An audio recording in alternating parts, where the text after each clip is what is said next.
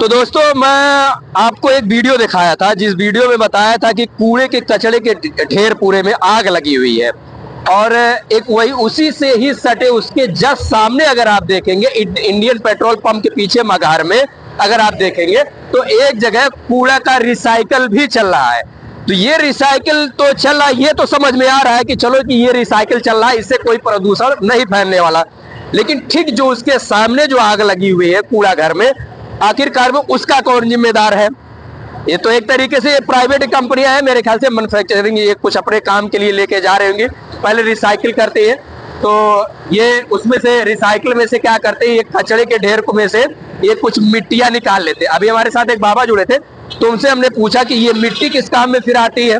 हमको ऐसा लगा कि भाई कुछ इसमें ऐसे तत्व तो होंगे कि जिससे कुछ रिसाइकलिंग करने में कुछ काम आता है। लेकिन बहरहाल पता चला कि रिसाइकलिंग करते समय कि जो कूड़े का ढेर यहाँ आपको दिखा दे रहे, एक तरफ से ये मशीन में जेसीबी के माध्यम से, ये रिसाइकिल मशीन है, तो जेसीबी के माध्यम से पूरे कचड़े को अंदर से निकाल कर, जितने भी कचड़े हैं इसमें मान लीजिए प्लास्टिक है, कुछ और पुराने फटे फुटे कपड़े हैं ढेर सारे, तो ये जेसीबी एक तरफ से पहले इसी मशीन के अंदर ये डालती है।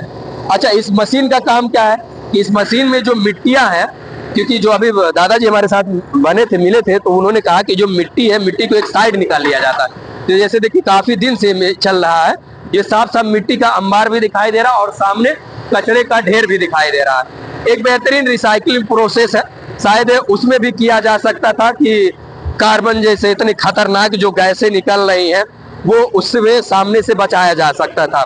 बहरहाल यही प्रोसेस सामने वाले कचरे में भी यूज किया जा सकता है, जिस तरीके से इस कचरे में यूज किया जा रहा है।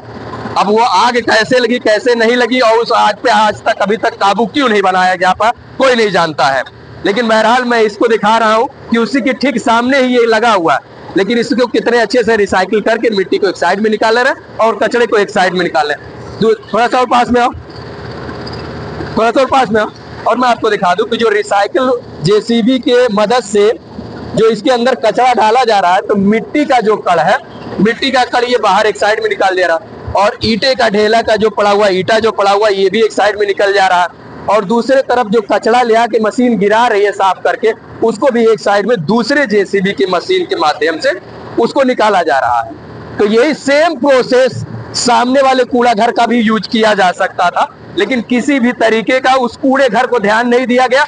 यहाँ पे ध्यान दिया गया था, और यहाँ पे ध्यान दिया गया, इसके वजह से यहाँ से पर्यावरण किसी भी तरीके का दूषित तो नहीं होगा, लेकिन एक तरीके से अच्छे से। और दादाजी जो हमारे साथ मिले थे, उन्होंने कहा कि इसका कचरा जो भी होगा ये कंपनी उठा के लेके जाएगी, उसको जो भी उसको करना होगा वो करेगी। तो कहीं ना कहीं गैर जिम्मेदारान के लोगों की वजह से सामने वाले कूड़ा घर में आग लगी थी। सामने वाला कूड़ा घर यहाँ से साफ साफ दिखाई दे रहा है। सामने वाला कूड़ा घर जो है आपको इंडियन पेट्रोल पंप के सामने एकदम साफ साफ दिखाई दे रहा है कि शायद इसी सेम प्रोसेस को यूज करके कचरे को और गंदगी को और पर्यावरण दूषित को बचाया जा सकता था। कहीं ना कहीं शासन प्रशासन में इसमें कहीं ना कहीं घोर लापरवाही दिखी थी। जो आग को अभी तक काबू नहीं पाया गया था, वही ठीक दूसरे के सामने एक अच्छे और बेहतरीन टेक्नोलॉजी के जरिए से इस कचरे को रिसाइकिल करके बाहर भी भेजा जाएगा, और इसमें से जो मिट्टियां और जो कचरे हैं हमारे जो लगे हुए थे वो बाहर भी कर लिया गया है। वीडियो को ज्यादा से ज्यादा शेयर करें ताकि शहर में फैल रहे प्रदूषण को बचाया जा सके।